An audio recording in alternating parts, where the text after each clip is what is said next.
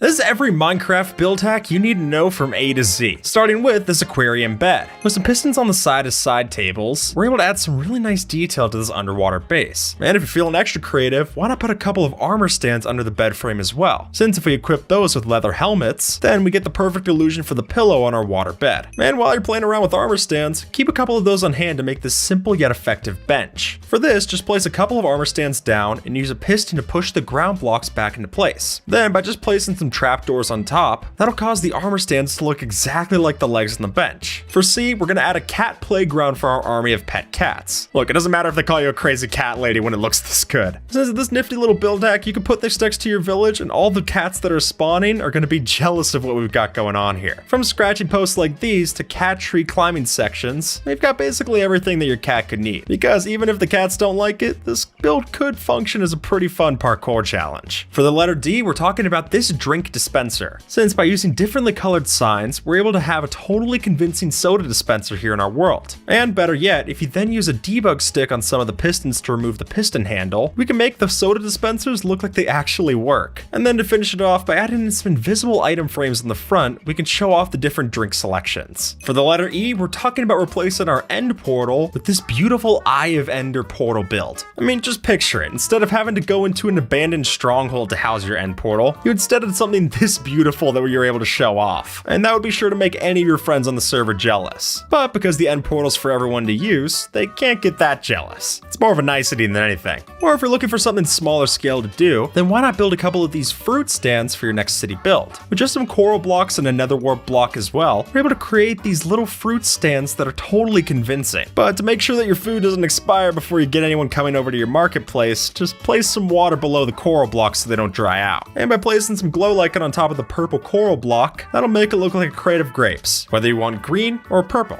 This might look like a guard, but it's actually just an armor stand. Since by using some of these statues, we're able to dress them up to look exactly like guards for our castle. And if you place some of the helmets on the ground like this, using yet another armor stand, we can then make it look like the guards are taking off their cap on a well-earned break. Which is great and all, but I sure hope no one attacks the kingdom while they're just sitting around like this. And speaking of helmets, why not add in Mario and Luigi's hats as a detail to your build? Now, while they might seem a bit complicated to get in your world, I'll be honest, they are, but you should definitely consider adding them in, just for the fact that it's sure to be a real showstopper if your friend comes and visit your base. I mean, they're instantly recognizable, so anyone who walks in is going to be able to tell, and they'll surely ask how you did it. Check out this lush indoor garden. Since for the letter I, we've decided to add some vegetation into your build by connecting up your main base with a garden staircase like this, keeping it just as pretty on the inside to justify all the time that we spent on the outside. And while we're going about building gardens, why not build this classic Japanese style garden too? Since by using some bamboo and emerald ore blocks, we can instantly add a lot of zen to what had just been a regular looking garden. And especially for those of us who like to use Minecraft as a way to escape from it all, I really can't think of a better place to sit down and just soak in all the sound effects that you're getting here. I mean, when the soundtrack's this good, it's really easy to take it in. Check out this totally realistic looking kebab turner. Since by using the new decorated pots, we're able to add this to whatever kind of market that you next want to build. And if you want to, you could even hide a dispenser somewhere inside of what you're building, and then when you fill that up with different kind of meats and foodstuffs, you can activate it whenever you're hungry to make it look as if the meat is coming straight off the press. And this build even comes with a stack of campfires as well, in case you need to actually warm up and reheat any of your meat as well. If your meat's undercooked, it's not a deal breaker, let's say. If you're looking for something to make lighting up your next build a breeze, then why not add in a couple of these mushroom lights to the mix? See, by using end rods as the base for the mushroom block, we're able to light up just about anywhere without it looking out of place, leaving you with this big open area where no mobs are yet going to spawn. But even then, there's no ugly torches in sight. See, by simply using some mangrove roots, we can add a totally realistic and convincing wooden hatching piece to place at the bottom of your deck, which is a level of detail that I think a lot of builders would forget about. I mean, who cares about what's underneath what you're building, right? But when you see it from this angle, it really does step it up. Now, this build might seem counterintuitive, but trust me, it works. See, by using nether brick stairs and slabs, we're able to add some extra detail to an otherwise blocky and harsh-edged cherry blossom tree. Surprisingly, the color scheme in the nether bricks fits very well with the bark of the cherry trees. And so at a glance, it looks like we've somehow managed to get our hands on cherry log stairs and slabs. And for those of you builders who like to build custom looking trees, There's really no way better to do this for your cherry trees. With 3 glass panes placed in an L like this, we can start to make this open book chandelier. And so if you planned on building a library to put all your librarian villagers that you have for enchanted book trades, this seems like it fits right in. And with all the different pretty colors of glass panes that we're able to use for the cover and the pages of the book, we make something that's really unique and then make it look even better when it's lit up by the end rod right above them. Paintings in Minecraft could definitely be better, which is why you should consider adding a custom frame to the picture using dripstone blocks. The texture clashes so well with the painting frame that it perfectly stands out here. And then lining it with things like fence posts and chains, your eye naturally glances over to this. It's like an art gallery instead of just what seems like a hidden door in your base, which somehow inadvertently makes it even better as a hidden door. Just saying. Instead of building your igloos out of snow, why not build them out of quartz bricks? See, the texture of quartz bricks actually looks a lot like snow that's been packed into cubes, which is what an igloo would look like in the real world. So if you want to try something different for your next snow build, maybe take a trip to the nether first so that you can get all of the quartz out of the hottest area and put it into the coldest. I'm guessing you didn't know that you could actually use rabbits to add details to your builds. See, by adding some rabbits on top of these slabs on the chandelier and then connecting leads to them, we're able to connect the top of the light fixture to them and make it look as if it's hanging from the ceiling. Meanwhile, the leads are actually just connected to the rabbits up here. And let's be honest, who's gonna go up there and check?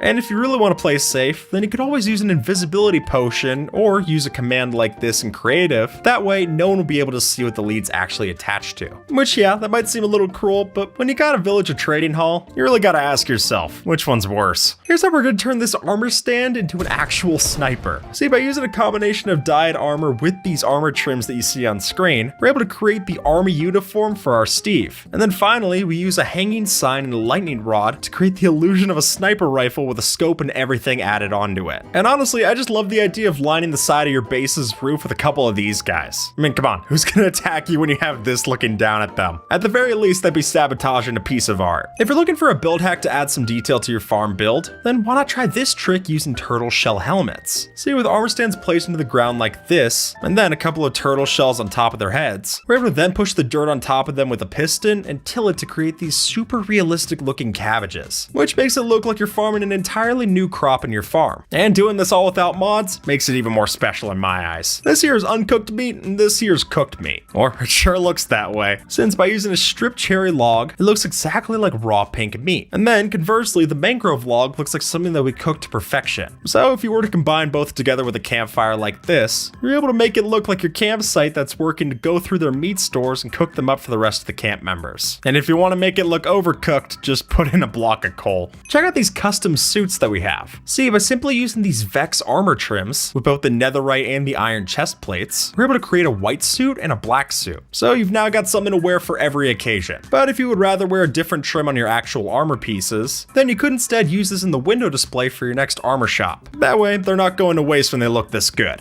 Alright, pop quiz. You got a gap like this in your castle wall, and you want to add something to block it up. Well, why not add a wooden window grate using armor stands? See, by placing armor stands like this, and then placing the wall block back using a piston like so, we're left with a really unique window that I promise you no one else is gonna have. Which is perfect for giving just the minimum amount of sunlight required for your prisoners. If you're a fan of Star Wars, then why not add this insane looking X-Wing into your world? Using a mix of chains, lightning rods, iron trap doors, double slabs, and plenty of calcite for the body of the ship, we can recreate one of the most iconic spaceships of all time right inside of Minecraft. And personally, I would love to see one of these built in the end. That already looks like space to me, so seeing the void as a backdrop to this really cool spaceship, it's sure to impress your friends. Instead of making a yellow bed like this, why not make it like this? Since by changing out the yellow wool for yellow concrete powder, mixed in with a couple of hay bales directionally placed like so, that gives us a great design for the sheets on our bed. And of course, we can't forget about the pillow, which is made from layers of snow, which I also think is handy because at that point, you don't have to worry about flipping the pillow over to the cool side. You just might also sleep with brain freeze. This is a zombie and this is a zombie carpet. Since by using a combination of wool blocks and carpet blocks on our floor, we're able to create the shape of the zombie and then for a final touch, place a zombie's skull right where the head would go. That way it's painfully obvious who it's supposed to be. And if you wanted a way to show off your zombie skull without just keeping it in a chest, this is an impressive way to show it off. And with that, folks, YouTube thinks that you might like this video, so see if they're right and have a good one, alright?